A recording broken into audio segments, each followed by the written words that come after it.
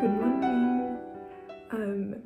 As some of you may know, I consider myself a beverage girl, and beyond that, predominantly a tea girl. And with that, and with kind of the rise of matcha in a Western popularity, I've succumbed. I've become one of the matcha girlies. Which means not only do I sometimes try my best to make it at home, as you guys may have just seen in my cute little bunny mug, which I think you can only, if I drink it like that, it has a little bunny on the bottom, which is like just the cutest thing ever. But I do try and make my matcha at home sometimes with like the beautiful matcha kit I bought myself when I was in Kyoto last year. But it's not as good as when someone else makes it.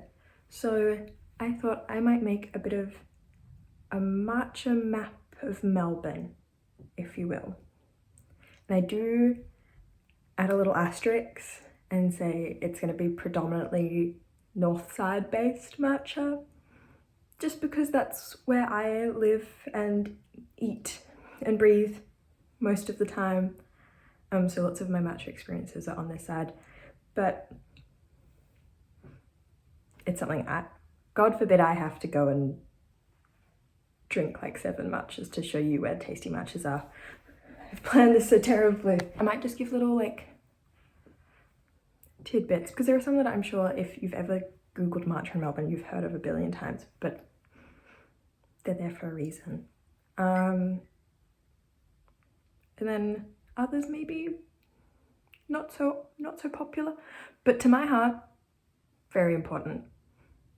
And maybe in this journey I'll try a new one. Actually, I will. Confirmed I will try a new matcha, because there's one on my list that I think has popped up recently that I'm not yet, haven't yet made it to. So come with me on this journey as we go to multiple places to consume multiple pieces of matcha.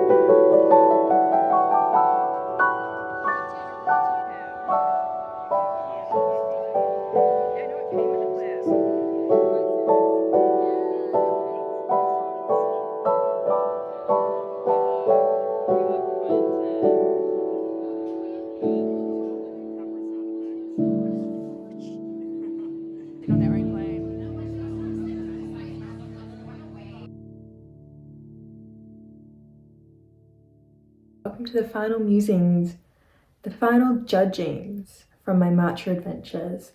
I just kind of wanted to do a bit of an overview of all the places that I've been and highlight some of their strong points, because I think every matcha I've had from every place has been delicious. It's just whether personal preference flavor-wise, and then also, you know, other fun little things. So without further ado, I think looking at the colour, which I know is something that we all look for in a matcha, is that true bright green. And I think my favourite green was Little Rogue. It's just so beautiful, so consistent. It's got that gorgeous tiny little bubble through it. It makes me happy to look at it. In terms of what the sweetest matcha I think I had was, it was definitely good measure on the soy, which had a little bit of vanilla in it, which I didn't realise when I was ordering it. But I don't know if it's a vanilla soy or if they add a vanilla syrup to it. It was probably too sweet for my tastes. If I wanted something that sweet, I would have ordered like a silly matcha, like a strawberry mango something, which I was tempted by, particularly at Osoi, and I know Sani's does a beautiful, they do a blueberry matcha, which is like my favourite thing in the world, but it is kind of, to me, like more of a milkshakey type drink than a true matcha. So I tried to keep it even across the board, even though I did get one iced matcha on a very hot day at Hikari. And so maybe they win my best iced matcha because they were simply the only one I've tried. But consistently, I've gone there quite a few times for an iced matcha and it's always so delicious. And they've also got a good colour as well, quite swirly and beautiful. But then, in my opinion, the one that I enjoyed the taste of most, and I like quite a bitter, grassy matcha, was Osoi or Usi. I'm not sure if I'm saying this right, but it was delicious. I got it with half sugar. I probably could have gone for full sugar because it was even a bit bitter for me, but like I liked it. It took me a while to get through. I didn't feel like I threw it down and then was like wondering what was next. I like really got to kind of sit and meditate with it, which was really lovely. In terms of what was the cheapest matcha, that prize goes to Sani's at $5. I think they have a teeny tiny weekend surcharge, but hey, who doesn't? And then my most expensive matcha was Good Measure, which came in at a whopping $8. Do with that what you will. Everything in between was kind of in between like $5.50 and $6.50 approximately, for all my other matchas. And then my final little category was vibes, and I sat for so long trying to think of what place I thought had the nicest vibe, and I couldn't pick. They're all so lovely. I know I didn't show sitting in at Sani's or at Hikari because I got takeaway for those two, but they're so beautiful inside, and I have sat in there before, particularly at Sani's or at Sani. I'm always there. I'm sure they're sick of me, but their staff are so lovely, their food's delicious, then their matcha's good. So I think vibe-wise, Little Rogue is always so gorgeous. It's like a nice little oasis in the city. You feel like you're like away from like the chaos of like Melbourne Central and Emporium. And then Osoi was just so cute. I know it's got a lot of hullabaloo around it at the moment, but I think for good reason.